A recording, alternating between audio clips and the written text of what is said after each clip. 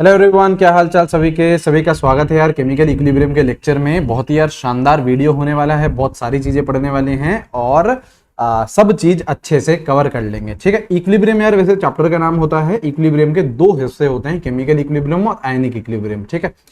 Chapter को start करने से पहले यार पहले इनकी इंपॉर्टेंस बात करते हैं और कितने क्वेश्चन हम लोग एक्सपेक्ट कर सकते हैं इसकी यार हम बात करते हैं। ठीक है। चैप्टर का नाम क्या है? इक्विलिब्रियम। उसके दो हिस्से हैं, केमिकल एंड आयनिक इक्विलिब्रियम। तो पहला हिस्सा कौन सा है जो हमारा आज का टॉपिक भी है, वो क्या है? Chemical equilibrium. ये आपका पहला हिस्सा है। ठीक है। दूसरा इक्विलिब्रियम कौन सा रहता है? दूसरा इक्विलिब्रियम रहता है आयनिक इक्विलिब्रियम रहता है। ठीक है। ये दो आपके हिस्से होते हैं इक्विलिब्रियम चैप्टर के। इन दोनों से कंबाइन करके हम लोग तीन से चार क्वेश्चन एक्सपेक्ट कर सकते हो आपके एग्जाम में। 3 से 4 क्वेश्चन आप लोग यहां से एक्सपेक्ट कर सकते हो। इसलिए मतलब ये जो चैप्टर है, इक्विलिब्रियम चैप्टर है, फिजिकल केमिस्ट्री का one of the most frequently asked chapter है ना। यहां से भर के क्वेश्चंस आते हैं, अच्छे तरीके से समझना है। हम लोगों का आज का जो एजेंडा है ना, आज का जो गोल है वो है केमिकल इक्विलिब्रियम को बहुत अच्छे से, बहुत डिटेल में समझना। ठीक है। कोई सा भी यार आपका फिजिकल केमिस्ट्री का चैप्टर होता है, उसमें दो हिस्से होते हैं, है ना। पहला हिस्सा कौन सा होता है? थ्योरी। ठीक है। एक तो यार थ्योरी होती है जिसे आप लोग बोल दीजिए कॉन्सेप्ट, और एक क्या होता है? आपके क्वेश्चंस होते हैं ना। फिजिकल केमिस्ट्री में ये दो पार्ट रहते हैं, राइट। तो ये कोई सा भी आप चैप्टर उठा लो, वो उसमें थ्योरी तो रहेगी, कोई कॉन्सेप्ट तो रहेंगे और फिर क्वेश्चंस भी कुछ ना कुछ रहेंगे उन कॉन्सेप्ट के बेसिस पे, है ना। तो दोनों ही चीजें कवर करेंगे, थ्योरी भी बढ़िया तरीके से पढ़ेंगे, क्वेश्चंस भी बढ़िया तरीके से करेंगे। लेकिन जो इनिशियल पार्ट है ना केमिकल इक्विलिब्रियम का, उसमें यार थ्योरेटिकल पार्ट ज्यादा है, क्वेश्चंस आपके एंड की तरफ ज्यादा आते हैं। ठीक है। तो कोई नहीं, जो भी है हम लोगों को तो सारी चीज अच्छे तरीके से समझनी है। ठीक है। तो ये हमारा आज का एजेंडा है, ठीक है। चलो स्टार्ट करते हैं। सबसे पहले यार ये समझते हैं कि कितने तरीके की रिएक्शंस होती हैं आपकी, है ना। आपकी मेजरली दो तरीके की रिएक्शन होती है। एक होती है इररिवर्सिबल रिएक्शन, एक होती है इररिवर्सिबल रिएक्शन। ध्यान से सुनो, बढ़िया तरीके से एंजॉय करते हुए पढ़ाई करिए। ठीक है। और एक होती है रिवर्सिबल रिएक्शन। ठीक है। एक इरिवर्सिबल रिएक्शन, एक रिवर्सिबल रिएक्शन। जैसे हम लोग इनको रिप्रेजेंट कैसे करते हैं? कहीं पे भी अगर इरिवर्सिबल रिएक्शन है तो ऐसा रहता है, रिएक्टेंट आर क्या है? रिएक्टेंट, ये कन्वर्ट हो रहा है किसमें? प्रोडक्ट में। तो सिर्फ और सिर्फ ये एक ही डायरेक्शन में जाती है। It is only in single direction में होती है, ये सिंगल डायरेक्शन में होती है। तो अब तक हम लोग जितनी भी रिएक्शन पढ़ते हुए हैं वो कौन सी पढ़ के आए हैं? इरिवर्सिबल रिएक्शन ही पढ़ गए हैं। क्योंकि देखो सब में सिंबल क्या होता था? यही होता था। हम लोगों ने अभी तक जितनी भी रिएक्शन देखी है सब में हमने सिंबल यही डाला है। तो सब में ही क्या रहती है? सिंगल डायरेक्शन रहती है। ठीक है। And it is always completed, ये हमेशा क्या हो जाती है? कंप्लीट हो जाती है। मतलब जितना भी आप रिएक्टेंट लेके आए हो वो पूरा का पूरा किसमें कन्वर्ट हो जाता है? प्रोडक्ट में कन्वर्ट हो जाता है। इट इज ऑलवेज कंप्लीटेड, पूरी कंप्लीट हो जाती है। और एंड जहां पे इरिवर्सिबल रिएक्शन है वहां पे limiting reagent concept is valid. Limiting reagent का जो कॉन्सेप्ट है वो यहाँ पे वैलिड रहता है ना। क्योंकि यार रिएक्शन क्या हो जाती है? कंप्लीट हो सकती है। क्योंकि सपोज करो आप दो रिएक्टेंट लेके आए और एक आप बहुत ही कम मात्रा में लेके आए, तो वो कैसे बिहेव करेगा? लिमिटिंग रिएजेंट की तरह। और लिमिटिंग रिएजेंट आप इरिवर्सिबल रिएक्शन में बिल्कुल लगा सकते हैं। ठीक है। लेकिन अगर हम रिवर्सिबल की बात करें तो पहले तो उसको हम रिप्रेजेंट कैसे करते हैं? ये है आपके रिएक्टेंट, ये है आपके प्रोडक्ट। ये कहां जा रही है रिएक्शन? फॉरवर्ड भी जा रही है और बैकवर्ड भी जा रही है। ये रिएक्शन कहां जाती है? फॉरवर्ड भी जाती है और बैकवर्ड भी जाती है। तो इस सिंबल से हम लोग रिप्रेजेंट करते हैं। ठीक है। और कोई सी भी आपकी जो रिवर्सिबल रिएक्शन होती है उसको बेसिकली हम दो पार्ट में डिवाइड कर सकते हैं। कौन कौन सी? एक पार्ट हम बोल सकते हैं उसका फॉरवर्ड। ठीक है।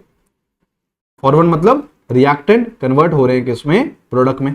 तो एक रिवर्सिबल रिएक्शन को आप दो इरिवर्सिबल रिएक्शन में तोड़ सकते हो। एक तो कौन सी? फॉरवर्ड, रिएक्टेंट कन्वर्ट हो रहे हैं किसमें? प्रोडक्ट में। और एक कौन सी? बैकवर्ड। जिसमें क्या है? प्रोडक्ट कन्वर्ट हो रहे हैं किसमें? रिएक्टेंट में। तो कोई सी भी रिवर्सिबल रिएक्शन को आप दो रिएक्शन में बांट सकते हो, फॉरवर्ड एंड बैकवर्ड। ठीक है। तो अगर मैं इसके पॉइंट्स लिखना चाहूं तो सबसे पहला पॉइंट कौन सा हो जाएगा? ये दोनों डायरेक्शन में मूव करती है, मूव इन बोथ डायरेक्शन में मूव करती है। फॉरवर्ड भी जाती है, बैकवर्ड भी जाती है, फॉरवर्ड भी जाती है, बैकवर्ड भी जाती है। It is never completed. ये ध्यान रखना, ये रिएक्शन कभी भी कंप्लीट नहीं होती है, कभी भी कंप्लीट नहीं होती। अरे यार कैसे कंप्लीट होगी? हम लोग देखो बोल ही क्या रहे हैं कि ये दोनों डायरेक्शन में जा रही है। मतलब देखो रिएक्टेंट प्रोडक्ट की तरफ भी जा रहा है और प्रोडक्ट रिएक्टेंट की तरफ भी आ रहा है। तो कुछ रिएक्टेंट टूट के प्रोडक्ट में कन्वर्ट हुआ, कुछ प्रोडक्ट टूट के रिएक्टेंट में कन्वर्ट हुआ। तो फॉरवर्ड भी, बैकवर्ड भी, फॉरवर्ड भी, बैकवर्ड भी, फॉरवर्ड भी, बैकवर्ड भी, तो कभी कंप्लीट नहीं हो रही है ना, मूव करे जा रही है, चले जा रही है, चले जा रही है। इरिवर्सिबल में क्या हुआ? रिएक्टेंट आए, पूरे के पूरे किसमें कन्वर्ट हो गए? प्रोडक्ट में। तो यहाँ पे रिएक्शन खत्म हो गई। लेकिन रिवर्सिबल में क्या हो रहा है? फॉरवर्ड भी जा रही है, बैकवर्ड भी जा रही है। तो क्या हो रही है? वो चली जा रही है। It is never completed. और अगर कोई सी भी रिएक्शन कंप्लीट नहीं होगी कभी भी, तो वहां पे no concept of limiting reagent. आप लोग यहां पे लिमिटिंग रिएजेंट के बारे में नहीं सोच सकते। No concept of limiting reagent. Limiting reagent का फंडा ही क्या था कि यार आपकी रिएक्शन में एक लिमिटिंग रिएजेंट होता है और वो खत्म हो जाता है। वो खत्म हो जाता है तो रिएक्शन वहीं पे रुक जाती है। ये रिएक्शन बोल रही है कि यार हम तो कभी भी नहीं रुकते हैं। अगर कभी भी नहीं रुकेंगे तो यहां पे आप लिमिटिंग रिएजेंट के फंडे नहीं लगा सकते हैं। ठीक है, आई बात समझ में? आई बात समझ में? यहां तक चीजें क्लियर हैं। तो दो तरीके की आपकी रिएक्शंस होती है, इरिवर्सिबल और रिवर्सिबल। आप जो इरिवर्सिबल, जो आपकी ये रिवर्सिबल रिएक्शन है, ये जो रिवर्सिबल रिएक्शन है, इक्विलिब्रियम आपका हम यहीं पढ़ते हैं। जो इक्विलिब्रियम होता है वो कहां होता है? रिवर्सिबल रिएक्शंस में ही होता है। इरिवर्सिबल में इक्विलिब्रियम नहीं होता, रिवर्सिबल में ही हम लोग इक्विलिब्रियम पढ़ते हैं। कोई सा भी हो, आयनिक हो, केमिकल हो, दोनों में ही रिवर्सिबल रिएक्शंस आपके आने वाली हैं। ठीक है, ठीक है, चलिए स्टार्ट कर रहे हैं अब हम हमारा चैप्टर। एक बेसिक इंट्रोडक्शन हमने ले लिया है। हमारा चैप्टर का नाम क्या है? Chemical equilibrium. हमारे चैप्टर का नाम क्या है? Chemical equilibrium. ध्यान से सुनना है, बढ़िया तरीके से एक बेसिक अंडरस्टैंडिंग लेते हुए चलनी है, और फिर तो हम यार धीरे धीरे जैसे जैसे चैप्टर आगे बढ़ेगा खिलाड़ी हम बन ही जाएंगे इस चैप्टर के। ठीक है, केमिकल इक्विलिब्रियम। सबसे पहली बात तो ये कि यहाँ पे कुछ केमिकल रिएक्शन होने वाली है ना? तो मतलब कुछ रिएक्टेंट होने वाले हैं, कुछ प्रोडक्ट चेंज होने वाले हैं। तो आपके कुछ केमिकल इक्विलिब्रियम के मैं रिएक्शंस लिखूं तो जैसे देखो CaCO3, ये सॉलिड फॉर्म में, ये टूटता है। अब इक्विलिब्रियम है तो रिएक्शन कौन सी रहेगी? रिवर्सिबल। साइन दोगे आप ये वाला हमेशा। ये किसमें टूटता है? CaO solid plus CO2 gas में। ठीक है, तो ये क्या है? एक इक्विलिब्रियम है। यहाँ पे CaCO3 वाली रिएक्शन फॉरवर्ड भी जा रही है ना? मतलब CaCO3 टूट रहा है CaO प्लस CO2 में। फर्दर ये दोनों भी रिएक्ट करके CaO बना रहे हैं। मतलब रिएक्शन फॉरवर्ड भी जा रही है, बैकवर्ड भी जा रही है, फॉरवर्ड भी जा रही है, बैकवर्ड भी जा रही है। ठीक है, तभी तो यार रिवर्सिबल हुई, आगे भी जा रही है, पीछे भी जा रही है। और कौन कौन सी रिएक्शंस होती है? जैसे H2HI, या चलो 2HI गैसियस, ये टूट रहा है H2 gas plus I2 gas. ये भी क्या है? आपकी रिवर्सिबल रिएक्शन है। ये भी किसकी कंडीशन होगी? इक्विलिब्रियम की कंडीशन होगी। अच्छा, इक्विलिब्रियम आप दोनों डायरेक्शन से अचीव कर सकते हो। इक्विलिब्रियम आप फॉरवर्ड से भी अचीव कर सकते हो, इक्विलिब्रियम आप बैकवर्ड से भी अचीव कर सकते हो। तो यहाँ पे देखो, जैसे मैंने ये रिएक्शन लिखी, इसको चाहो तो उल्टी करके लिख दीजिए। कैसे? इसको मैं ऐसे भी लिख सकता था, H2 gas plus I2 gas is giving you 2HI। ये भी करेक्ट है, ये भी करेक्ट है, ये भी करेक्ट है, दोनों चीजें करेक्ट है ना? फॉरवर्ड से भी आप अचीव कर सकते हो इक्विलिब्रियम, बैकवर्ड से भी अचीव कर सकते हो। ठीक है, और कौन सी रिएक्शन होती है? जैसे सपोज करो PCl3 आया, ठीक है, प्लस Cl2 आया और Cl2 गैस है ना, ये बना दिया क्या? PCl5 gas. तो ये भी बिल्कुल करेक्ट है। ये सब क्या है? इक्विलिब्रियम कंडीशंस हैं। रिवर्सिबल आपकी रिएक्शन होगी, रिवर्सिबल आपकी रिएक्शन होगी। करेक्ट? यहां तक कोई भी समस्या? ठीक है सर, ये चीज समझ में आ गई। अब देखो होता क्या है, आपके सपोज करो कोई सी भी मैंने एक जनरल रिएक्शन ले ली, ये है रिएक्टेंट, ठीक है, ये कन्वर्ट हो रहे हैं किसमें? प्रोडक्ट्स में। रिवर्सिबल रिएक्शन है, रिवर्सिबल रिएक्शन है। तो देखो होता क्या है, होता ये है कि अगर मैं एक ग्राफ बनाना चाहूं, ग्राफ किस किस के बीच में है? ग्राफ है बेटा कॉन्सेंट्रेशन वर्सेस टाइम का ग्राफ। मतलब समय के साथ क्या कॉन्सेंट्रेशन चेंज हो रही है, समय के साथ क्या कॉन्सेंट्रेशन चेंज हो रही है, इसका हम ग्राफ प्लॉट करना चाह रहे हैं। तो देखो इनिशियली कौन होता है? इनिशियली बेटा सिर्फ और सिर्फ रिएक्टेंट प्रेजेंट होते हैं। अगर सपोज करो कोई सी भी रिएक्शन हो रही है तो इनिशियली सिर्फ और सिर्फ रिएक्टेंट ही तो आएंगे। टाइम t = 0 पे सिर्फ और सिर्फ रिएक्टेंट होता है, प्रोडक्ट तो होता नहीं है। समय के साथ क्या होता है? समय के साथ रिएक्टेंट रिएक्ट करता जाएगा, मतलब ये कम होता जाएगा, धीरे धीरे क्या होता जाएगा? कम होता जाएगा। रिएक्ट कर रहा है ना यार, रिएक्ट कर रहा है तो ये कम होता जाता है। ठीक है, और इनिशियली प्रोडक्ट कुछ भी नहीं रहता है और धीरे धीरे धीरे वो फॉर्म होता जाता है। तो अगर मैं ग्राफ बनाना चाहूं तो टाइम t इक्वल्स टू 0, ये ओरिजिन क्या है, टाइम t इक्वल्स टू 0। यहां पे आपका सिर्फ और सिर्फ कौन होता है, रिएक्टेंट होता है, और वो समय के साथ क्या होता जाता है, कम होता जाता है, समय के साथ क्या होता जाता है, कम होता जाता है। ठीक है, initially time t equals to 0 पे प्रोडक्ट कुछ नहीं होता, ये तो मैंने किसकी लिख दी, रिएक्टेंट की लिख दी। ठीक है, टाइम t इक्वल्स टू 0 पे प्रोडक्ट तो कुछ भी नहीं होता है और धीरे धीरे धीरे वो क्या करेगा, बनता जाएगा, धीरे धीरे क्या करेगा, वो बनता जाएगा। एक समय ऐसा आता है जिसके बाद कॉन्सेंट्रेशंस या फिर कोई सी भी ऑब्जर्वेबल प्रॉपर्टी, प्रेशर हो गया, कॉन्सेंट्रेशन हो गई, मोल्स हो गई, डेंसिटी हो गई, एक समय के बाद चेंज नहीं होती है, किसकी, रिएक्टेंट की और प्रोडक्ट की। मैं रिपीट कर रहा हूं, एक टाइम ऐसा आता है जिसके बाद कॉन्सेंट्रेशन रिएक्टेंट की और प्रोडक्ट की चेंज नहीं होती है, चेंज नहीं होती है। उस टाइम को हम क्या बोलते हैं, इक्विलिब्रियम टाइम, है ना। देखो मतलब देखो, जैसे इक्विलिब्रियम में अगर दिखाना चाहूं तो यह देखो, ये ऐसा एक पॉइंट है, ये एक ऐसा पॉइंट है जिसके बाद में देखो रिएक्टेंट की कॉन्सेंट्रेशन चेंज नहीं हो रही, इट इज कांस्टेंट, प्रोडक्ट की कॉन्सेंट्रेशन भी चेंज नहीं हो रही, इट इज कांस्टेंट। ऐसा पॉइंट जिसपे और जिसके बाद सारी के सारी ऑब्जर्वेबल प्रॉपर्टीज जैसे कि कॉन्सेंट्रेशन, प्रेशर, डेंसिटी, मोल्स, ये सब फिक्स हो जाए, ये सब चेंज नहीं हो, इस पॉइंट को क्या बोला जाता है, इक्विलिब्रियम पॉइंट। इसको क्या बोला जाता है, इसी पॉइंट को क्या बोला जाता है, इक्विलिब्रियम पॉइंट, इक्विलिब्रियम पॉइंट। तो हम क्या बोलते हैं, at and after equilibrium point, मतलब इक्विलिब्रियम पॉइंट पे और उसके बाद, है ना। हमेशा हमेशा देखो यहां पे कितना भी आप टाइम ले लो, सब क्या है, ऑब्जर्वेबल प्रॉपर्टीज क्या है, सेम है। At and after equilibrium point all observable properties, observable properties कौन कौन सी होती हैं, ऑब्जर्वेबल प्रॉपर्टीज हो गई आपकी कॉन्सेंट्रेशन, ठीक है, pressure, moles etcetera become constant, change नहीं होती है, चेंज नहीं होती है, वैल्यू क्या हो जाती है इनकी, फिक्स्ड हो जाती है, वैल्यू क्या हो जाती है इनकी, फिक्स्ड हो जाती है। इक्विलिब्रियम पे और इक्विलिब्रियम के बाद पार्शियल प्रेशर सेम हो जाएगा, मोल सेम हो जाएंगे, कॉन्सेंट्रेशन सेम हो जाएगी, कांस्टेंट हो जाएगी, सेम नहीं कांस्टेंट हो जाएगी, तो कांस्टेंट हो जाएगी, देखो चेंज नहीं होगी, कांस्टेंट हो जाएगी, कांस्टेंट हो जाएगी। क्लियर, ये चीज समझ में आ रही है, ठीक है। और अब ऐसा होता क्यों है, ऐसा होता क्यों है, क्योंकि बेटा इक्विलिब्रियम एक ऐसा पॉइंट है जिस पे रेट ऑफ फॉरवर्ड रिएक्शन और रेट ऑफ बैकवर्ड रिएक्शन बराबर हो जाती है। मतलब इक्विलिब्रियम एक ऐसा पॉइंट है जिस पे और जिसके बाद ये रिएक्शन जितना फॉरवर्ड जाना चाह रही है ना, ये रिएक्शन उतना ही बैकवर्ड आना चाह रही है। मतलब रिएक्टेंट जितना प्रोडक्ट में कन्वर्ट होना चाह रहे हैं उतना ही प्रोडक्ट भी रिएक्टेंट में कन्वर्ट होना चाह रहे हैं। तो क्या होगा ये, मतलब रिएक्टेंट और प्रोडक्ट की जो कॉन्सेंट्रेशन है, जो मोल्स हैं, वो सब क्या हो जाएंगे, कांस्टेंट हो जाएंगे, वो सब क्या हो जाएंगे, कांस्टेंट हो जाएंगे। क्यों, क्योंकि रिएक्शन जितना फॉरवर्ड जा रही है, जितना रिएक्टेंट प्रोडक्ट में टूट रहा है उतना ही प्रोडक्ट वापस रिएक्टेंट में टूट गया, हो गया ना यार, कांस्टेंट हो गई। तो हम ये क्या बोल सकते हैं, हम बोल सकते हैं at equilibrium, at equilibrium rate of forward reaction, मतलब रिएक्शन जितनी फॉरवर्ड जाना चाह रही है, is equal to rate of backward reaction.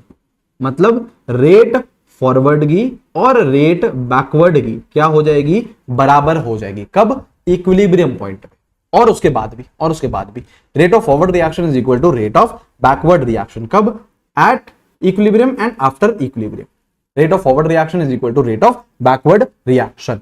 ठीक है, ये इक्विलिब्रियम पे होता है, जितनी रिएक्शन फॉरवर्ड जाना चाहती है उतनी रिएक्शन पीछे भी आना चाहती है ना। मतलब दोनों डायरेक्शन में बराबर रेट से चल रही है, बराबर स्पीड से चल रही है। ठीक है, ये चीज क्लियर है। अब देखो क्या कैरेक्टरिस्टिक्स हैं इक्विलिब्रियम के,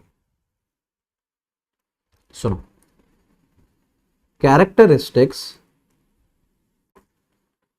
ऑफ इक्विलिब्रियम कि बेटा इक्विलिब्रियम पे क्या क्या होता है ना। ये कुछ पॉइंट्स लिख रहे हैं हम लोग, और ये इक्विलिब्रियम मतलब जनरल इक्विलिब्रियम की बात कर रहे हैं, आयनिक में भी यही होगा, केमिकल में भी यही होगा। ठीक है, इक्विलिब्रियम पे क्या हो जाता है, इक्विलिब्रियम पे rate of forward reaction is equals to rate of backward reaction. Rate forward की और रेट बैकवर्ड की बराबर हो जाती है, मतलब जितनी रिएक्शन फॉरवर्ड जाना चाह रही है उतनी रिएक्शन बैकवर्ड आना चाह रही है, ठीक है। और जो इक्विलिब्रियम रहता है, equilibrium is dynamic dynamic in nature. Equilibrium is dynamic in nature. Dynamic in nature का मतलब क्या है? देखो दो चीजें होती है, एक होता है स्टैटिक, एक होता है डायनेमिक, है ना। स्टैटिक का मतलब क्या है कि यार ये रिएक्टेंट आया और ये प्रोडक्ट में कन्वर्ट हो, ये स्टैटिक है, ये स्टैटिक है। डायनेमिक का मतलब क्या है? रिएक्शन कभी भी रुक नहीं रही है। रिएक्शन क्या कर रही है? इक्विलिब्रियम पे हो क्या रहा है बेटा, ये समझो ध्यान से ना, फील लीजिए इसकी। इक्विलिब्रियम पे क्या हो रहा है? जितना रिएक्टेंट प्रोडक्ट में जा रहा है उतना ही प्रोडक्ट भी रिएक्टेंट में आ रहा है। तो रेट ऑफ फॉरवर्ड रिएक्शन और रेट ऑफ बैकवर्ड रिएक्शन क्या हो रही है? सेम हो रही है। तो concentration of reactant and concentration of product change नहीं हो रहे हैं, लेकिन क्या रिएक्शन रुकी हुई है क्या? नहीं, रिएक्शन तो अभी भी हो रही है, जितनी आगे हो रही है उतनी पीछे हो रही है, रिएक्शन रुकी नहीं है।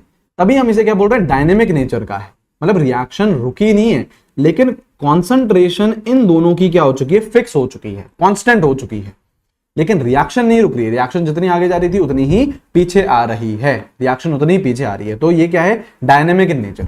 हमको हमारी आंखों से हम देखेंगे तो हमको इन दोनों की कॉन्सेंट्रेशन क्या लगेगी? सेम लगेगी, मतलब कांस्टेंट लगेगी, ये चेंज नहीं हो रही है ना। इन दोनों की कॉन्सेंट्रेशन चेंज नहीं हो रही है, बिल्कुल नहीं हो रही है यार, ठीक है। लेकिन रिएक्शन चल रही है, जितनी फॉरवर्ड जा रही है ना उतनी ही क्या कर रही है? बैकवर्ड आ जा रही है। तो रिएक्शन तो बेटा बिंदास चल रही है। तो it is dynamic in nature, it is dynamic in nature, ठीक है। और एक मैंने अभी भी पॉइंट लिखा कि all the observable properties, all the properties कौन कौन सी? जैसे कॉन्सेंट्रेशन हो गया, ठीक है, जैसे आपकी मोल्स हो गए, जैसे आपका प्रेशर हो गया, all the observable property become constant. Equilibrium पे क्या हो जाता है? जितनी भी ऑब्जर्वेबल प्रॉपर्टीज हैं सब की सब क्या हो जाती हैं? कांस्टेंट हो जाती हैं, चेंज नहीं होती है, ठीक है, ठीक है। और जो कैटलिस्ट होता है वो क्या करता है? Catalyst has no effect on equilibrium. Catalyst का कोई इफेक्ट नहीं रहता है इक्विलिब्रियम पे। It just helps in achieving equilibrium faster, ठीक है। हाँ, कैसे? यहां समझो। जैसे सपोज करो ए कोई रिएक्टेंट है, या फिर चलो आर ही ले लेते हैं। सपोज करो आर कोई रिएक्टेंट है, पी कोई प्रोडक्ट है, ठीक है। अब ध्यान से समझिएगा ऐसा, है ना। टाइम टी इक्वल्स टू 0 पे रिएक्शन स्टार्ट हो रही है, इसके आप 10 मोल्स लेके आए, ये तो कुछ नहीं रहेगा, प्रोडक्ट इनिशियली कुछ नहीं है, ठीक है। कुछ समय के बाद क्या होता है? इक्विलिब्रियम एस्टैब्लिश होता है। वो समय क्या होगा? कुछ भी हो सकता है, डिपेंडिंग ऑन द रिएक्शन। अब 10 मोल से सपोज करो इसके 4 मोल्स बच गए और इसके सपोज करो 8 मोल्स बच गए। ये डेटा में बहुत ज्यादा कंफ्यूज नहीं होना है, मैं रैंडम डेटा ले रहा हूं, ठीक है। मैं बस आपको ये दिखाना चाह रहा हूं कि देखो कुछ ना कुछ तो प्रोडक्ट, कुछ ना कुछ तो रिएक्टेंट बच जाते हैं इक्विलिब्रियम में, और कुछ ना कुछ प्रोडक्ट्स बन जाते हैं। तभी तो देखो अब ये क्या होंगे? ये 4 मोल यहां जाएंगे, इधर कुछ रिएक्ट होंगे, ये कुछ इधर रिएक्ट होंगे। तो रिएक्शन क्या करेगी? रिवर्सिबल डायरेक्शन में चलती रहेगी, जितनी फॉरवर्ड जानी है उतनी ही बैकवर्ड जाएगी, ठीक है। अब सपोज करो ये जो हमने पहला केस लिया है, this is without catalyst, and इसमें जो समय लगा इक्विलिब्रियम का, कुछ टाइम टी इक्वल टू 0 पे रिएक्शन स्टार्ट हुई, कुछ समय बाद इक्विलिब्रियम एस्टैब्लिश होएगा। तो जो टाइम इक्विलिब्रियम का था, सपोज करो 2 घंटे था, एक रैंडम डेटा विदाउट कैटलिस्ट 2 घंटे लगे। सेम रिएक्शन मैंने ली, लेकिन इस बार क्या? विद कैटलिस्ट, ठीक है। टाइम t इक्वल्स टू 0 पे इसके मैं 10 मोल्स लेके आया, अगेन 10 मोल्स लेके आया, इसके कुछ नहीं लेके आया, ठीक है। टाइम थोड़े समय बाद इक्विलिब्रियम एस्टैब्लिश होएगा, ठीक है। इसके कितने मोल्स बचेंगे? इसके 4 मोल्स भी बचेंगे। इसके कितने बनेंगे? 8 मोल्स ही बचेंगे। तो देखो आपका इक्विलिब्रियम पे बराबर मोल्स ही बच रहे हैं, बराबर ही बचेंगे। तो कैटलिस्ट ने करा क्या? कैटलिस्ट ने क्या करा? जो इक्विलिब्रियम अचीव होने का टाइम था उसको कम कर दिया। 2 घंटे से सपोज करो 15 मिनट में अचीव कर लिया। तो कैटलिस्ट क्या करता है? It helps in achieving equilibrium faster, that's it. वो इसके साथ छेड़छाड़ी नहीं करता कि यार रिएक्टेंट कितने बचेंगे, मोल्स प्रोडक्ट कितने बनेंगे। इसके साथ देखो ये चीजें सेम है, ये चीजें सेम है, बस आपका हो क्या रहा है, it helps in achieving equilibrium faster. Equilibrium पहले अचीव हो जाता है, यहाँ पे 2 घंटे में हो रहा था, यहाँ पे आपका 15 मिनट में होगा। अगेन एक रैंडम डेटा, 2 घंटा 15 मिनट से बहुत ज्यादा दिल लगी नहीं करनी है, ये चीज समझाने के लिए कि यार आपका कैटलिस्ट का कोई भी इफेक्ट नहीं होता है इक्विलिब्रियम पे, बस वो क्या करता है, जल्दी अचीव करने में हेल्प करता है। ठीक है, एक और बहुत इंपॉर्टेंट बात, इसको हम पिंक से ही लिखते हैं कि एट इक्विलिब्रियम, इस चीज को हम लोग बाद में देख भी लेंगे और डिटेल में। एट इक्विलिब्रियम डेल्टा जी याद है, गिव्स फ्री एनर्जी का चेंज है ना, इज व्हाट, 0। ये ध्यान रखिएगा, ये ध्यान रखिएगा कि इक्विलिब्रियम पे डेल्टा जी क्या हो जाता है, 0 हो जाता है। Delta G is 0 at equilibrium. ठीक है, ये चीज ध्यान रखिएगा आप लोग। ऑलराइट, चलो अब देखो, अब हमें ये पता है कि यार जो आपका इक्विलिब्रियम रहता है, जो इक्विलिब्रियम रहता है उसमें रेट ऑफ फॉरवर्ड रिएक्शन और रेट ऑफ बैकवर्ड रिएक्शन क्या हो जाती है, सेम हो जाती है। तो एक बेटा यहाँ पे ग्राफ बनता है, एक यहाँ पे आपका ग्राफ बनता है, देखिए किसका, ये रही रेट, ये रहा टाइम।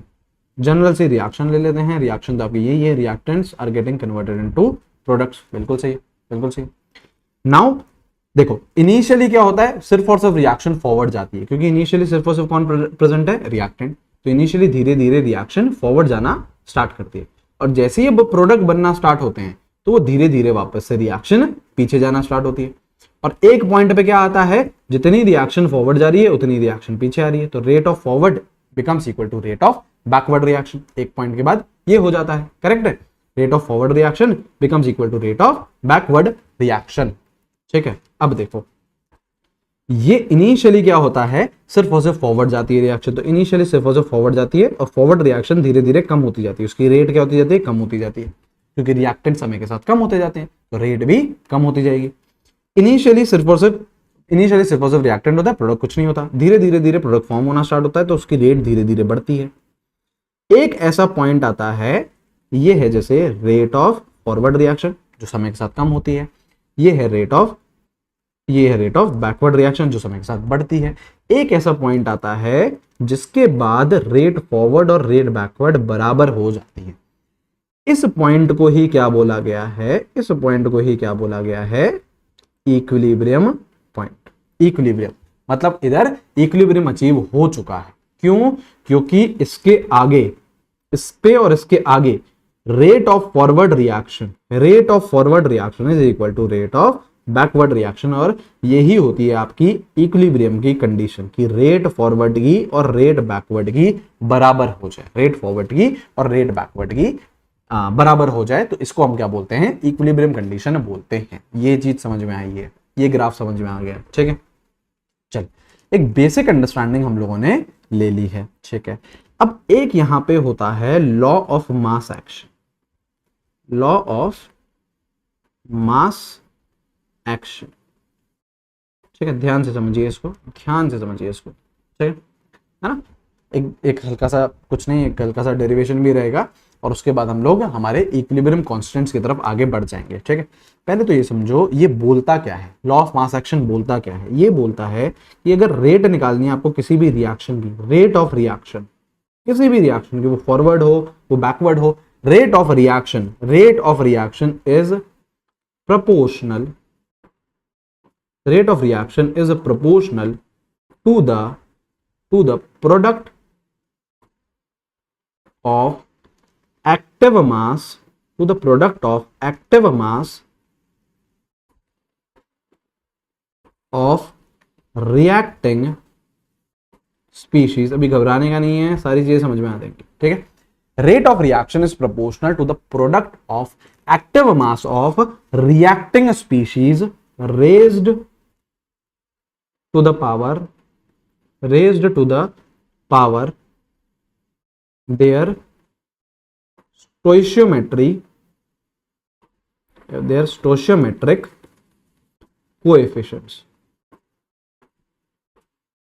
ठीक है, raise to the power their stoichiometric coefficient. अभी समझाता हूं, जैसे देखो, यहां देखो, जैसे सपोज करो मैं कोई सी भी एक रैंडम रिएक्शन ले लेता हूं, ए और बी क्या है हमारे रिएक्टेंट्स हैं और सी और डी क्या है हमारे प्रोडक्ट्स।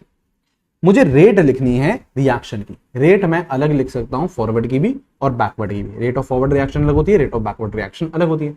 इक्विलिब्रियम पे दोनों के दोनों बराबर हो जाती है। तो रेट ऑफ रिएक्शन क्या है, is proportional to the product of active mass. अब ये कंफ्यूज हो गए आप लोग कि सर ये एक्टिव मास क्या है, पहले तो ये बताओ। तो बेटा एक्टिव मास कुछ नहीं है, एक्टिव मास इज हमारे लिए कॉन्सेंट्रेशन या फिर पार्शियल प्रेशर। हमारे लिए एक्टिव मास क्या है, या तो कॉन्सेंट्रेशन है या फिर पार्शियल प्रेशर है, या फिर पार्शियल प्रेशर है। ठीक है, ठीक है। अच्छा, कॉन्सेंट्रेशन में भी क्या है, कॉन्सेंट्रेशन में भी मोलैरिटी। देखो कॉन्सेंट्रेशन टर्म्स जैसे बहुत सारी होती है ना, हमारे लिए कॉन्सेंट्रेशन टर्म कौन सी है, मोलैरिटी है। ए और B gives C and D, A और B gives C and D. अब सपोज करो मेरे को इस रिवर्सिबल रिएक्शन को मैं दो रिएक्शन में तोड़ सकता हूं, बिल्कुल दो इरिवर्सिबल रिएक्शन में तोड़ सकता हूं। तो अगर सपोज करो मैं फॉरवर्ड रिएक्शन की बात करूं, फॉरवर्ड रिएक्शन की बात करूं तो उसको मैं क्या लिखूंगा, A plus B reacts to form C plus D. ये लिख सकता हूं, बिल्कुल लिख सकते हैं।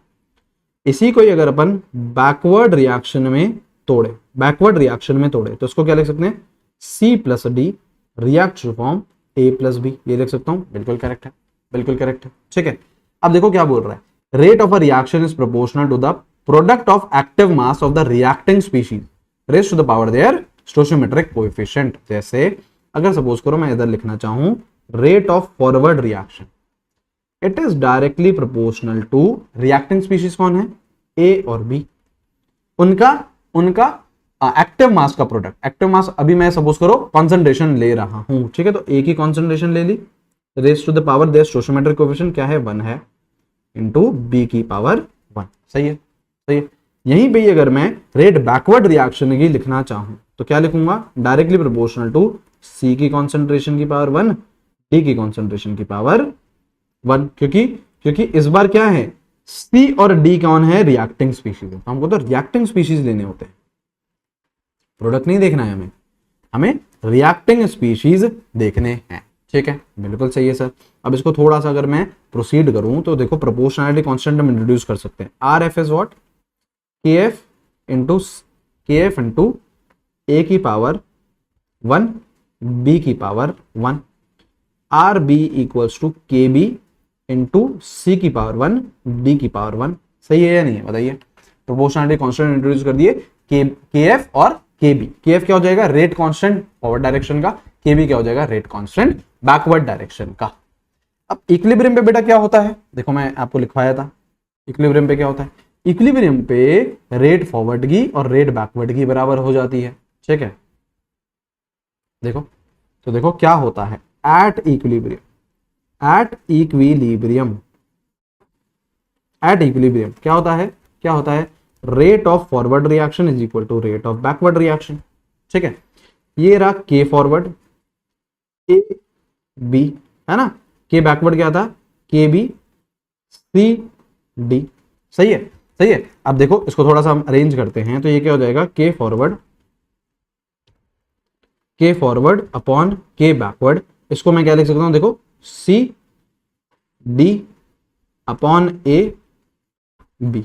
सही है, बताइए हाँ या ना, कुछ नहीं यार, इसको नीचे ले गए और इसको यहां ले गए। सही है, बिल्कुल करेक्ट है।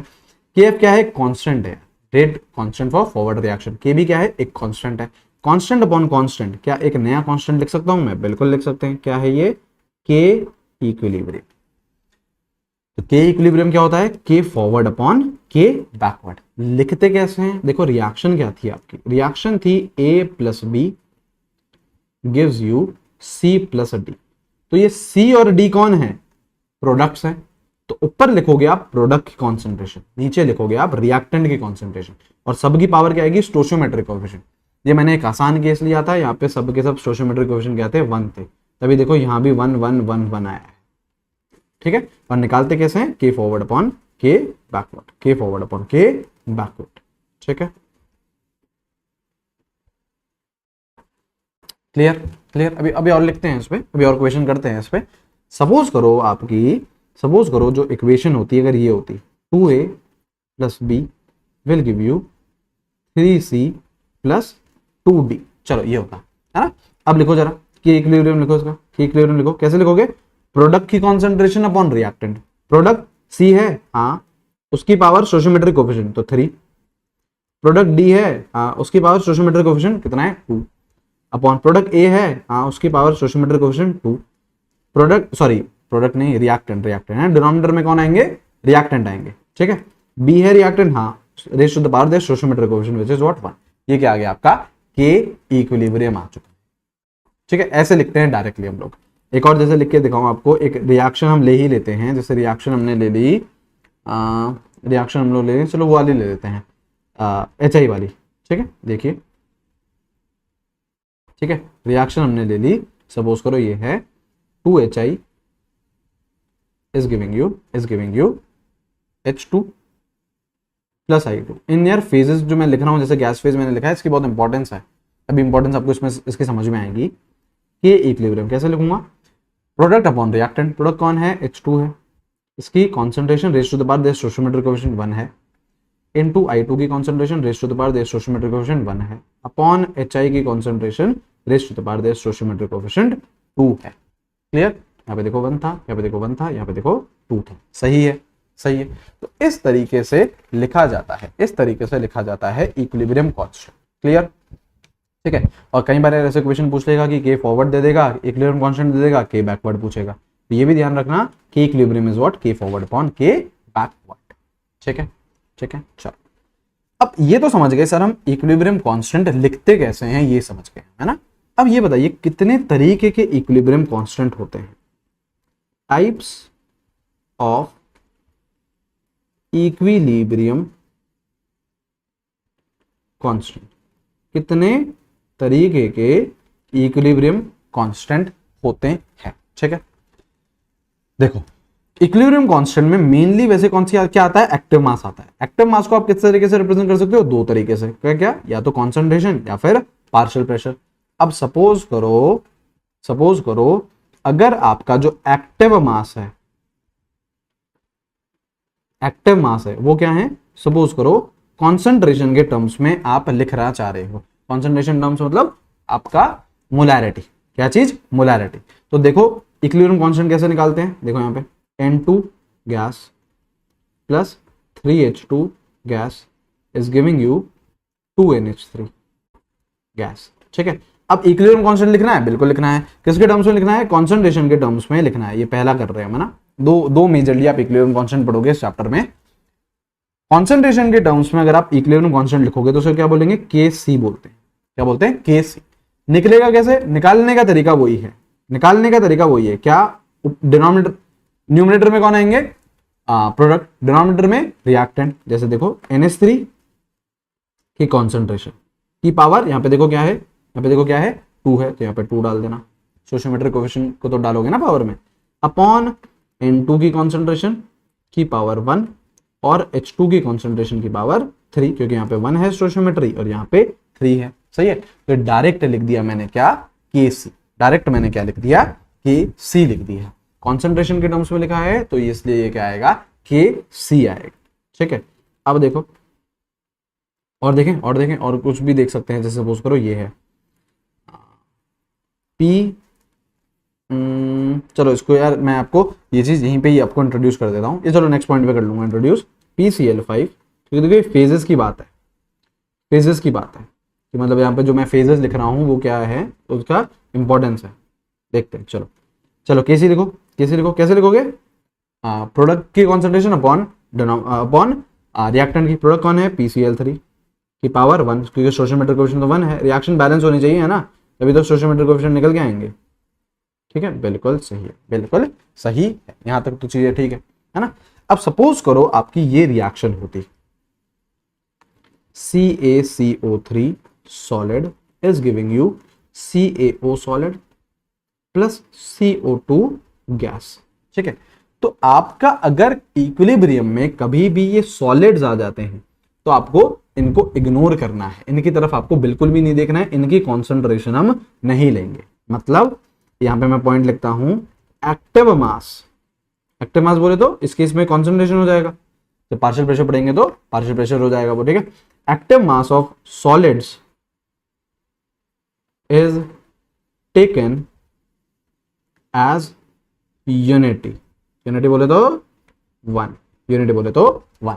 जैसे सपोज करो ये रिएक्शन है, इसका लिखना केसी लिखो, कैसे लिखोगे? केसी लिखोगे CaO की कॉन्सेंट्रेशन, CO2 की कॉन्सेंट्रेशन, देखो सबकी पावर 1 रहेगी क्योंकि स्टोइकोमेट्रिक कोएफिशिएंट सबका 1 है, CaCO3 की कॉन्सेंट्रेशन।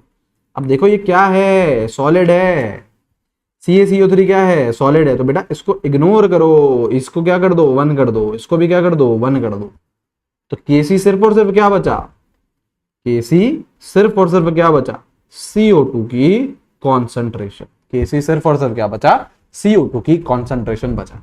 तो एक्टिव मास और सॉलिड्स का हमें बिल्कुल भी नहीं लेना है। Kc कब डिफाइंड है, Kc आपका जब आप कॉन्सेंट्रेशन के टर्म्स में इक्विलिब्रियम कांस्टेंट लिख रहे हो तो आप Kc लिखोगे इक्विलिब्रियम कांस्टेंट। ऐसे ही दूसरा क्या होता है, ऐसे ही दूसरा क्या होता है, जब एक्टिव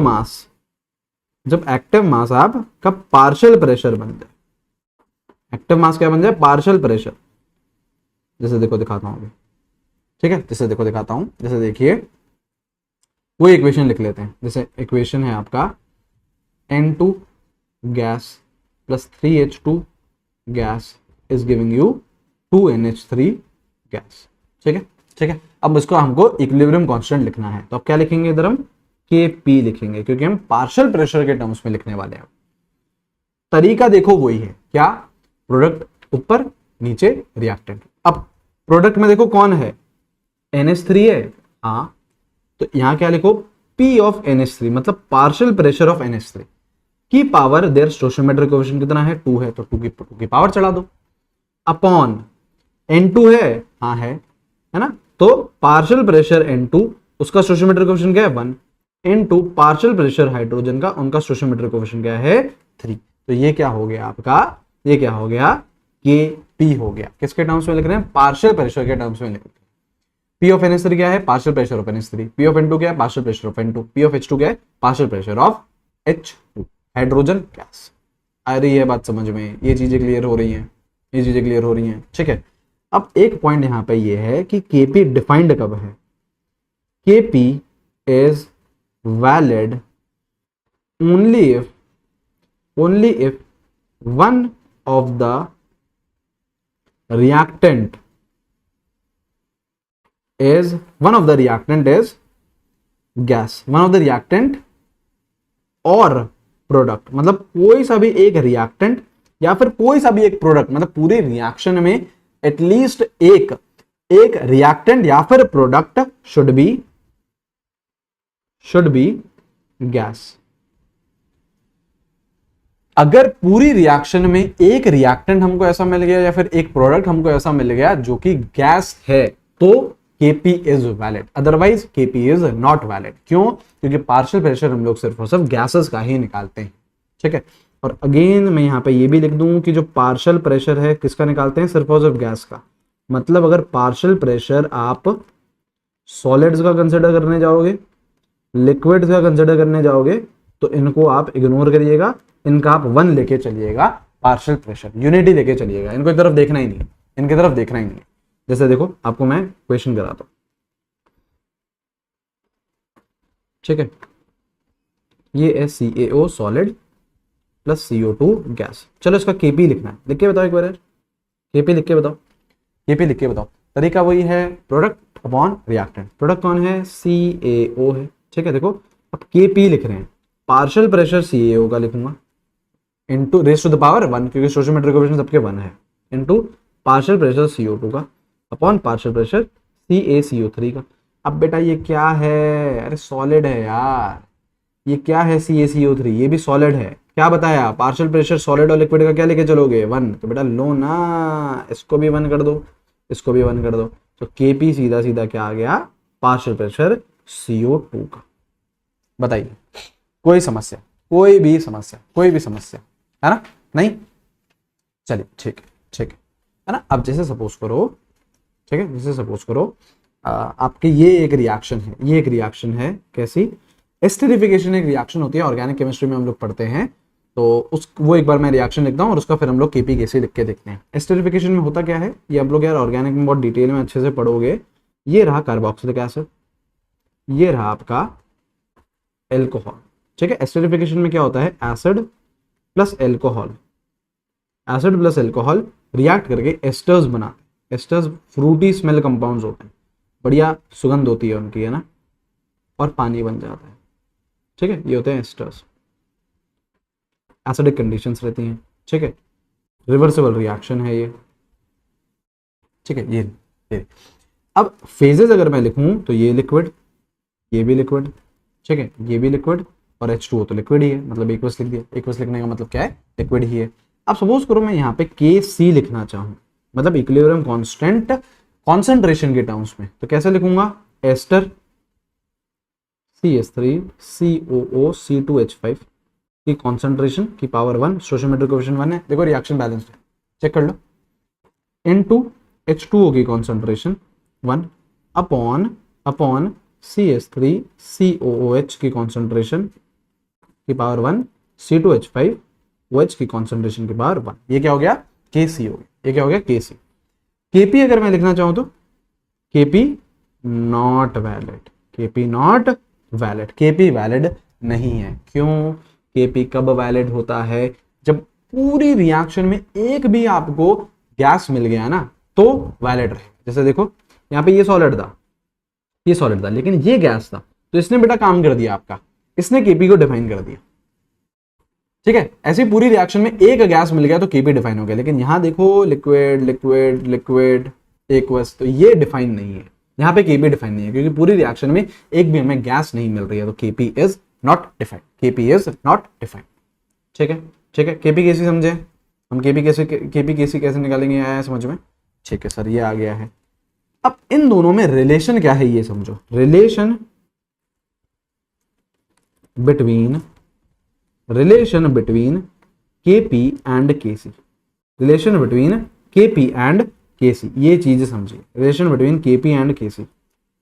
ठीक है, ये चीज समझो, relation between KP and KC। अब वैसे तो यार इसका प्रॉपर डेरिवेशन होता है, डेरिवेशन में हम लोग नहीं जाएंगे, हम लोग क्वेश्चन कैसे पूछे जाते हैं वो चीज पे हम अटैक करेंगे। ठीक है, रिलेशन क्या होता है, रिलेशन होता है आपका KP equals to KC RT की पावर डेल्टा NG, ये रिलेशन है। KP equals to KC RT की पावर डेल्टा NG, ये होता है रिलेशन। R क्या है, R तो अपना वही यार यूनिवर्सल गैस कांस्टेंट, R क्या है, यूनिवर्सल गैस कांस्टेंट है। T टेम्परेचर केल्विन में लेना है। डेल्टा NG क्या होता है, डेल्टा NG हम लोगों ने पढ़ रखा है, याद करो, डेल्टा NG क्या होता है, what is delta NG, delta NG is sum of moles of gaseous product, एक सेकेंड थोड़ा सा लेफ्ट ले लेते हैं इसमें ना, sum of moles of gaseous product, अभी देखेंगे हम लोग है ना सारी चीजें, माइनस सब्ट्रैक्ट करना है उसमें से sum of moles of gaseous reactant. ठीक है, डेल्टा NG क्या है, आपको गैसियस प्रोडक्ट के मोल्स लेने हैं, सारे ऐड करने हैं, उसमें से सब्ट्रैक्ट करना है गैसियस रिएक्टेंट के मोल्स। ठीक है, this is delta NG। Delta NG वैसे तो हमें निकालना आता है, लेकिन एक बार हम फिर से देखेंगे, बिल्कुल देखेंगे कैसे। यहाँ देखो, यहाँ देखो, यहाँ देखो, एग्जाम्पल के थ्रू चलते हैं, एग्जाम्पल के थ्रू चलते हैं। जैसे सपोज करो ये एग्जाम्पल है 2SO3 गैस, तभी देखो ये जो फेज लिखना है, जैसे ये गैस लिखा है, बहुत इंपॉर्टेंट है। देखो 2SO2 gas plus O2 gas, delta NG बताते जाओ। मैं यहाँ पे कुछ रिएक्शन लिख देता हूं, आप डेल्टा NG निकालने की कोशिश करिए सर, है ना, कोशिश करिए। क्या है,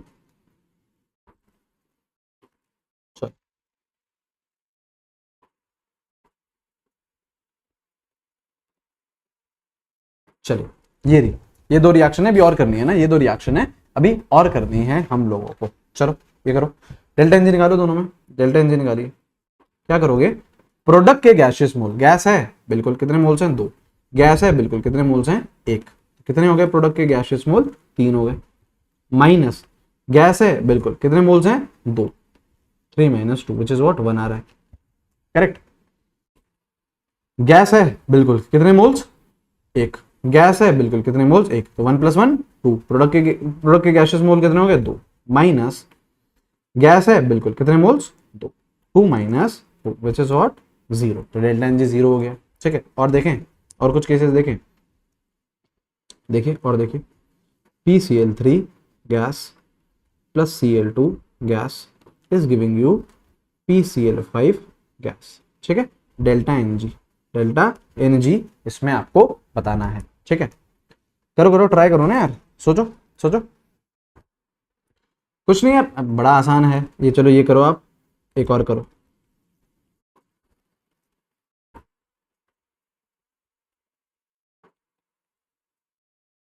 डेल्टा एन जी निकाल दो, डेल्टा एन जी निकाल दो, दोनों में, दोनों में देखो क्या करोगे, गैस है बिल्कुल, कितने मोल्स, एक, तो प्रोडक्ट साइड तो एक ही हो गया, हाँ सर 1, माइनस गैस है कितने मोल्स, एक, गैस है कितने मोल्स, एक, तो 1 + 1 कितना, तो डेल्टा एन जी कितना आ गया, -1 आ गया। आ सकता है, बिल्कुल आ सकता है, 0 भी हो सकता है, फ्रैक्शन में भी आ सकता है, पॉजिटिव भी आ सकता है, नेगेटिव भी आ सकता है। ठीक है, यहाँ देखो गैस है, हाँ कितने मोल्स, 1 मोल, सॉलिड है बेटा, इग्नोर, सॉलिड और लिक्विड की तरफ देखना ही नहीं है, डेल्टा एन जी में सिर्फ और सिर्फ गैस की तरफ देखना है। गैस है यहाँ 1 मोल 1 मोल, तो ये आ गया यहाँ पे 1, माइनस यहाँ पे तो क्या है, सॉलिड है तो इग्नोर कर दो, तो रिएक्टेंट साइड तो एक भी गैस का मोल नहीं हुआ, तो इसे 0 कर दो, जो क्या आ गया 1 आ, डेल्टा एन जी कितना आ गया, 1 आ गया। क्लियर। अब देखो रिलेशन क्या है, Kp = Kc RT की पावर डेल्टा एन जी। अब यहाँ पे डेल्टा एन जी की वैल्यूज पे डिपेंड करता है कि Kp और Kc में से कौन सा बड़ा होगा कौन सा छोटा होगा। सपोज करो डेल्टा एन जी क्या आ गया, 0 आ गया, सपोज करो डेल्टा एन जी क्या आ गया, 0 आ गया, तो अगर ये चीज 0 हो गई तो आर टी की पावर 0, क्या ये चीज पूरी की पूरी 1 हो जाएगी, एनीथिंग पावर 0 इज व्हाट 1, तो Kp और Kc क्या आ जाएगा बराबर, तो इस केस में Kp = Kc, Kp = Kc। उधर यार अगर डेल्टा एन जी सपोज करो ग्रेटर देन 0 आ रहा है, क्या आ रहा है, ये चीज ग्रेटर देन 0 है, तो देखो R is a positive term, T is also a positive term, इन दोनों की पावर अगर आप एक पॉजिटिव टर्म जोड़ोगे तो वैल्यू क्या करेगी, इंक्रीज करेगी। मैथमेटिक्स है यार यहाँ पे थोड़ी सी, आर टी की पावर अगर आप एक ग्रेटर देन 0 चीज करोगे, आप कुछ चीज ग्रेटर देन 0 है ये, और आर टी की पावर चढ़ाओगे तो ये वैल्यू क्या करेगी, इंक्रीज करेगी, 1 से बड़ी होएगी ये, और अगर ये 1 से बड़ी होएगी तो Kc को अगर आप एक 1 से बड़ी वैल्यू से मल्टीप्लाई करोगे, जैसे सपोज करो 1.5 से करा तो 1.5 गुना हो गया, तो Kp क्या करेगा, बढ़ेगा, इसका मतलब Kp is greater than Kc।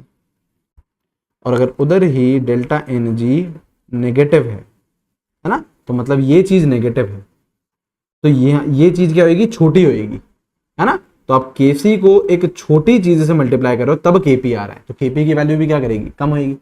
अरे यार ये चीज अगर कम होगी तो ये भी तो कम होगी, ऑटोमेटिक सी बात है, तो यहाँ पे क्या है, Kp is less than Kc। ठीक है, ये ठीक ठीक, तो ये चीज ध्यान रखनी है। अब यहीं पे ये सारी चीज हम देख भी सकते हैं, डेल्टा एन जी क्या आया था, पहले केस में 1 आया था, तो अगर पॉजिटिव आ रहा है तो Kp is greater than Kc, देखो ना ये वाला केस बन रहा है ना, ये वाला case, Kp is greater than Kc, यहाँ पे लिख दूंगा Kp ग्रेटर देन Kc। ठीक है, यहाँ पे देखो क्या आ रहा है, 0 आ रहा है, 0 आ रहा है तो क्या बोल दूंगा, Kp बराबर Kc। ठीक है, और देखो यहाँ पे देखो क्या आ रहा है, नेगेटिव आ रहा है, तो क्या बोल दूंगा, Kp छोटा हो जाएगा और Kc बड़ा हो जाएगा। यहाँ पे क्या आ रहा है, अगेन पॉजिटिव आ रहा है, तो ये यहाँ क्या लिख दूंगा, Kp is greater than Kc। सही है, बताइए कोई समस्या, कोई दुख दर्द जीवन में नहीं, ये चीज आ गई है क्लियर। ठीक है, और क्या है, अब देखो Kp और Kc की कुछ कुछ यूनिट्स भी रहती हैं, है ना, units of Kp and Kc में बात करते हैं, यही बात कर लेते हैं यार, यहाँ पे हम यहाँ लिख देते हैं, चलो यहाँ लिख देते हैं, एक बादल बना देते हैं और यहाँ पे हम units of Kp and Kc पे बात करते हैं, आ जाओ। ठीक है, बादल बनाए ना, बहुत इंपॉर्टेंट साइड है, बहुत सारी इंफॉर्मेशन मिल रही है आपको, है ना। ठीक है, unit of Kp and Kc,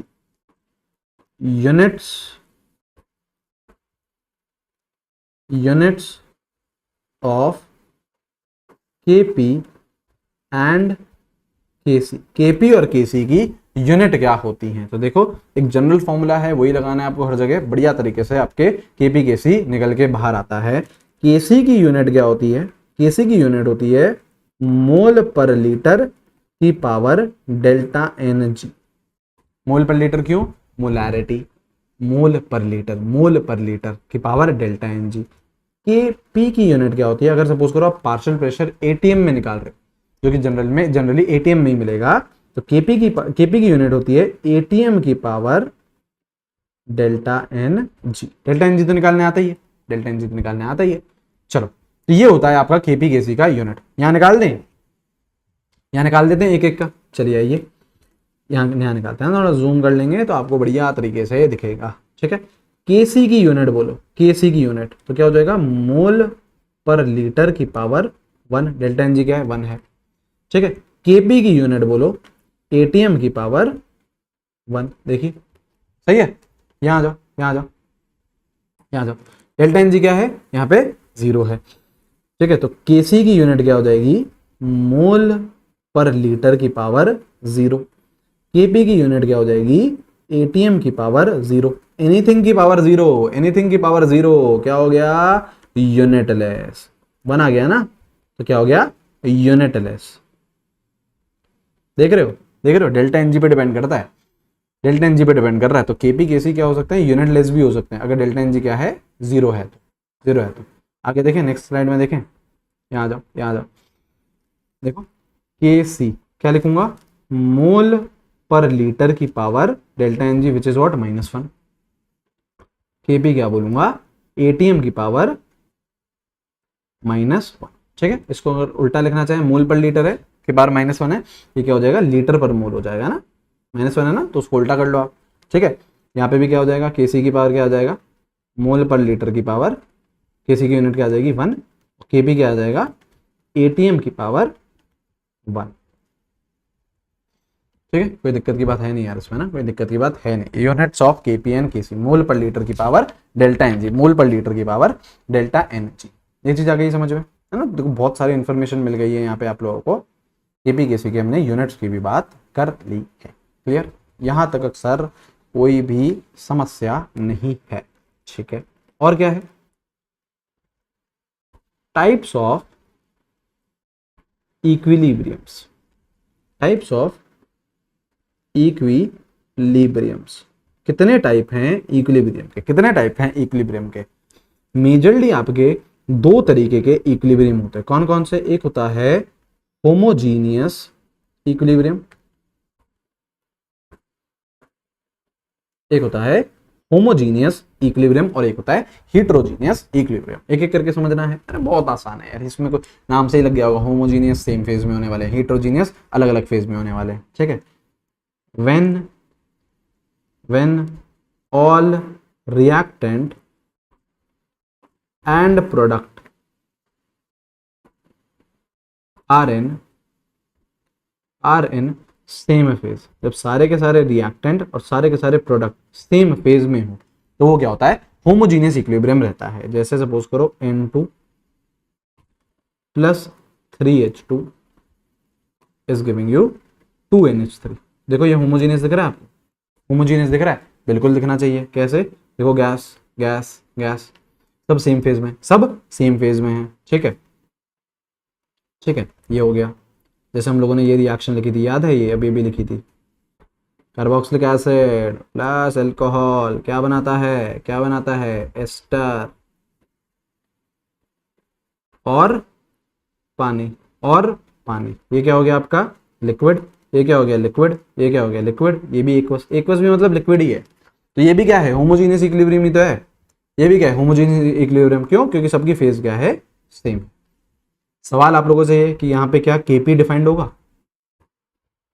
KP defined नहीं होगा। क्यों? क्योंकि पूरे के पूरे रिएक्टेंट या फिर प्रोडक्ट साइड में एक भी गैस नहीं मिल रही है। केपी इज डिफाइंड जब एटलीस्ट एक गैस होनी चाहिए रिएक्टेंट साइड या फिर प्रोडक्ट साइड। 2 3 4 5 10 हजार गैसेज हो तो चली जाएगा, एटलीस्ट एक होनी चाहिए, एटलीस्ट एक होनी चाहिए। ठीक है, तो होमोजीनियस इक्विलिब्रियम ये रहता है। और कौन सा इक्विलिब्रियम रहता है? हिट्रोजीनियस। कौन सा? Heterogeneous equilibrium. हिट्रोजीनियस इक्विलिब्रियम भी होता है, हिट्रोजीनियस इक्विलिब्रियम भी रहता है। ठीक है, ये कब होगा? When reactant and product, when reactant and product are in different phase. जब रिएक्टेंट और प्रोडक्ट अलग अलग फेजेस में हो तो उसको हम क्या बोलते हैं, हेट्रोजीनियस इक्विलिब्रियम बोलते हैं। जैसे देखो अब तक हम लोग एग्जांपल कर चुके हैं, देखिए ये था CaCO3 CaO प्लस CO2, देखो अलग अलग फेजेस हैं। यहाँ देखिए, यहाँ सॉलिड, यहाँ क्या है गैस, तो अलग अलग फेजेस हैं, अलग अलग फेजेस हैं, तो आपका हेट्रोजीनियस इक्विलिब्रियम हो जाएगा, हेट्रोजीनियस इक्विलिब्रियम हो जाएगा। क्लियर क्लियर, यहां तक भी कोई भी समस्या नहीं है। ये हेट्रोजीनियस समझ लिया सर हमने, ये होमोजीनियस समझ लिया, ठीक है ठीक है, बिल्कुल ठीक है। अब देखो, अब हम लोगों ने इक्विलिब्रियम कांस्टेंट पढ़ लिए हैं, Kc है Kp है। अब जैसे आप आयनिक जाओगे ना तो वहां पे और भी ज्यादा इक्विलिब्रियम कांस्टेंट पढ़ोगे, यहाँ पे आपका Kp Kc तक ही सीमित रहता है, ठीक है। हेडिंग क्या है, हेडिंग क्या है, characteristics of equilibrium, characteristics of equilibrium constant. क्या कैरेक्टरिस्टिक्स है इक्विलिब्रियम कांस्टेंट के, इक्विलिब्रियम की बात कर रहे हैं, के इक्विलिब्रियम की बात कर रहे हैं, ध्यान से समझ रहे हैं, है ना, बहुत आसान है, बढ़िया तरीके से समझ में भी चीजें आ जाएंगी, ठीक है। पहला पॉइंट, अगर सपोज करो आपको दो रिएक्शन दे रखी है, या फिर चलो पहले रिवर्सिबिलिटी का देख लेते हैं, फिर हम लोग एडिशन और मल्टीप्लीकेशन, एडिशन और बाकी सारी चीजों का देखेंगे, ठीक है। एक अगर कांस्टेंट मल्टीप्लाई कर दिया तो ये सारी चीजें। अगर सपोज करो आप एक रिएक्शन रिवर्स कर देते हो, इफ रिएक्शन इज रिवर्स्ड, ध्यान से समझिए वैसे, है ना, क्वेश्चंस आने वाले हैं, न्यूमेरिकल धीरे धीरे आने वाले हैं। जैसे सपोज करो आपकी ये कोई सी भी रिएक्शन है, H2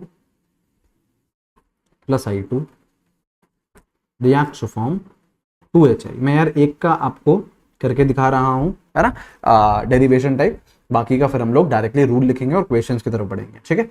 सपोज करो इसका जो इक्विलिब्रियम है Kc बोल देता हूं, कैसे लिखोगे, HI की कॉन्सेंट्रेशन की पावर 2, स्टोइचोमेट्रिक कोएफिशिएंट ऊपर जाएगा, अपॉन H2 की कॉन्सेंट्रेशन की पावर 1 और I2 की कॉन्सेंट्रेशन की पावर 1, ये Kc हो। सपोज करो रिएक्शन को आपने पलटा, सपोज करो आपने रिएक्शन को पलटा, तो 2HI, ठीक है, ये H2 और ये I2, बिल्कुल सही है, बिल्कुल सही है।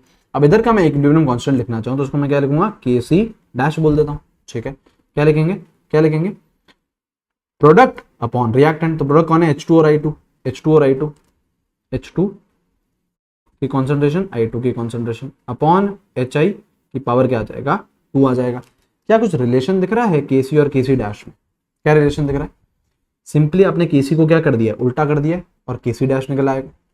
तो अगर रिएक्शन को रिवर्स करा जाता है, अगर रिएक्शन को रिवर्स करा जाता है तो इक्विलिब्रियम कांस्टेंट रेसिप्रोकल हो जाता है, Kc dash is what, 1 upon Kc। ये चीज देखो हमने प्रूफ भी कर दी है, एक रिएक्शन लेके ये चीज प्रूफ भी हो गई।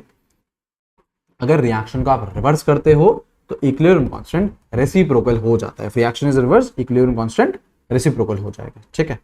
अब ऐसे ही सपोज करो अगर आप दो रिएक्शन को ऐड करते हो, इफ रिएक्शंस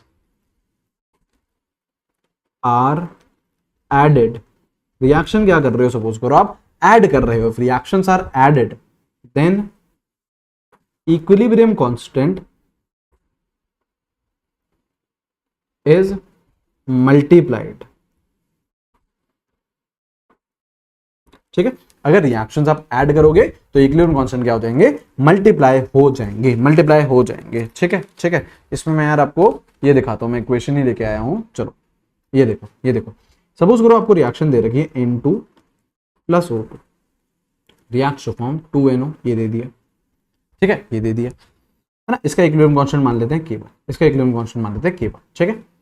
और उधर ही रिएक्शन दे रखी है 2NO प्लस O2, चलो इसका भी डेरिवेशन दिखाई देता हूं आप लोगों को, ये रहा 2NO, है ना, एग्जाम्पल के तौर पे आप समझ जाओगे, ये रहा K2, ठीक है।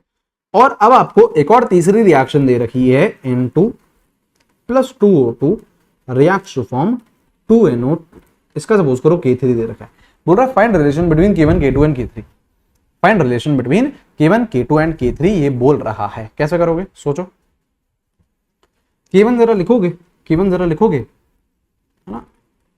देखो K1 जरा लिखूं, K1 कैसे लिखूंगा, NO की कॉन्सेंट्रेशन का स्क्वायर अपॉन N2, चाहो तो देखो पार्शियल प्रेशर में भी ले सकते हो, लेकिन यहाँ पे मैंने कॉन्सेंट्रेशन के टर्म से ले लिया है, कोई दिक्कत नहीं है, ठीक है।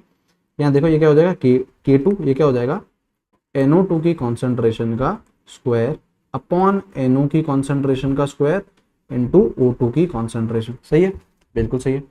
K3 क्या हो जाएगा, NO2 की कॉन्सेंट्रेशन का स्क्वायर अपॉन N2 की कॉन्सेंट्रेशन इंटू O2 की कॉन्सेंट्रेशन का स्क्वायर। बिल्कुल करेक्ट है, बिल्कुल करेक्ट है। अब देखो, अब ये आपका K1, ये K2, ये K3, क्या हम इसको जैसे फर्स्ट इक्वेशन बोल दिया, इसको सेकंड इक्वेशन बोल दिया, इसको थर्ड इक्वेशन बोल दिया। अगर सपोज करो मेरे को थर्ड इक्वेशन बनानी है, क्या मैं 1 और 2 ऐड करूं तो क्या थर्ड इक्वेशन बन जाएगी? सोचो, अगर मैं सपोज करो 1 और 2 ऐड करता हूं, तो जैसे ही आप ऐड करोगे तो यहां से देखो 2NO कैंसिल, ये N2 एज इट इज, यहाँ पे 1 मोल, यहाँ पे 1 मोल, तो क्या बन गए 2 मोल, है ना? और ये NO2 एज इट इज यहाँ पे आ गया, और ये क्या हो गया, कैंसिल हो गया। Third equation is what, 1 + 2। If equations are added, equilibrium constant multiply होते हैं, ये प्रूव हो जाएगा। जरा K1, K2, K3 में रिलेशन देखो, K1 और K2 को जरा मल्टीप्लाई करना, K1 और K2 को जैसे ही मल्टीप्लाई करोगे तो यहाँ पे देखो NO का स्क्वायर ऊपर है, यहाँ पे NO का स्क्वायर नीचे है, कट जाएंगे, बिल्कुल कट जाएंगे, ठीक है। तो बचेगा क्या न्यूमरेटर में, NO2 का स्क्वायर, देखो ये आ रहा है, नीचे N2 और O2 और O2, ये बच गए, तो O2 का देखो स्क्वायर आ गया। क्या रिलेशन है K1, K2, K3 में, क्या रिलेशन है, K3 equals to K1 into K2।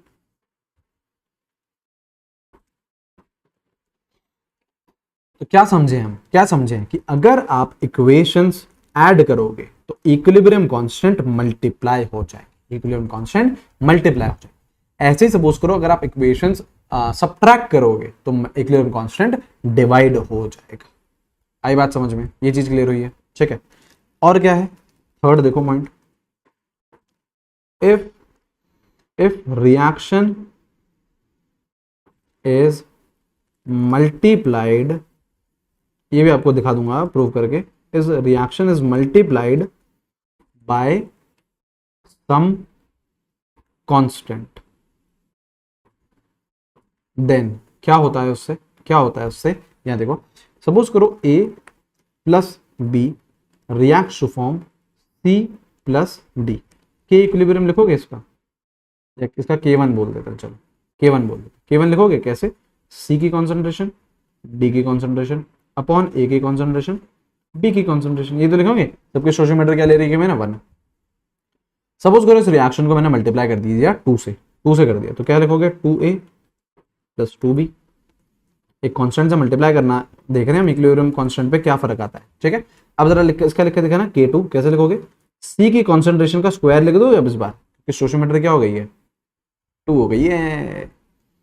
D की कॉन्सेंट्रेशन का भी स्क्वायर कर दोगे, हाँ। A की कॉन्सेंट्रेशन का भी स्क्वायर कर दोगे, हाँ। B की कॉन्सेंट्रेशन का भी स्क्वायर कर दोगे, हाँ। इसको क्या मैं ये देख सकता हूँ, C की कॉन्सेंट्रेशन, D की कॉन्सेंट्रेशन, A की कॉन्सेंट्रेशन, B की कॉन्सेंट्रेशन का होल स्क्वायर लिख सकता हूँ, बताइए, बिल्कुल सही है।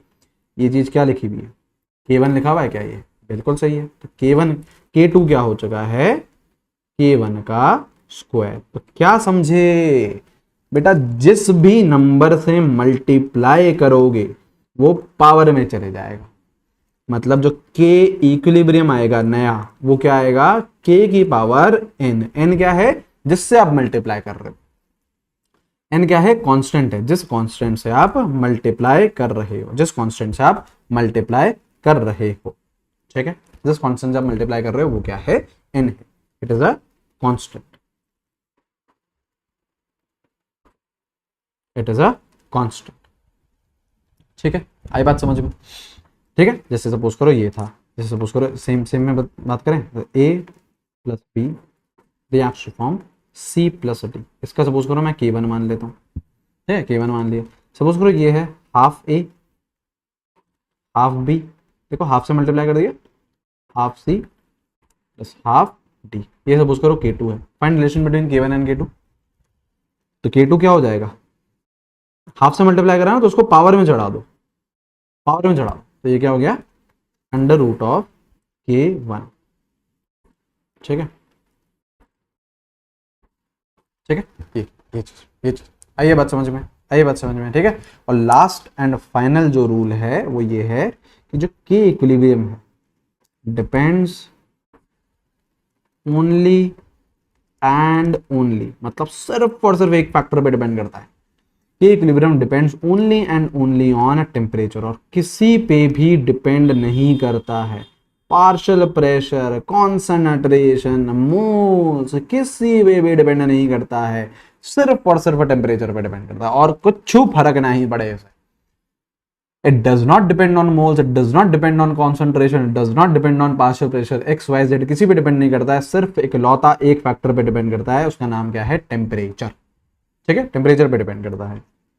चलो क्वेश्चन करते हैं, वो आप अटेम्प्ट करिएगा। ठीक है, उससे और एक दो क्वेश्चन न्यूमेरिकल करा देता हूं आप लोगों को। जैसे सपोज करो ये बोल रहा है, रिएक्शन दे रखी है ना, S2 minus aqueous plus sulphur solid is giving you S22 minus aqueous.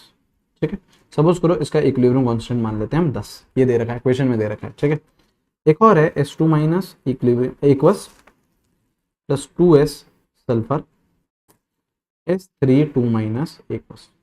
ठीक है, इसका इक्विलिब्रियम कांस्टेंट मान लिया मैंने, सपोज करो 130। ठीक है, क्वेश्चन में दे रखा है, बोल रहा है बताइए equilibrium constant for formation of S32 minus from S2। ठीक है, from S2 and sulphur S। सोचो, दिमाग दौड़ाना है ना, दिमाग दौड़ाना है। करिए,